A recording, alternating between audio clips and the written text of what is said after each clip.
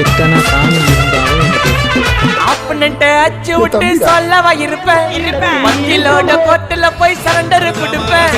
பப்ளிக்கு முன்னாடியும் தலைய எடுப்பேன் சாட்சி சொல்ல யாரெல்லாம் பேச முடிப்பேன் ட்ரெண்ட் ஆகும் பண்ண அசால்ட்டு சிசிடிவில ட்ரெண்ட் ஆகும் பண்ண அசால்ட்டு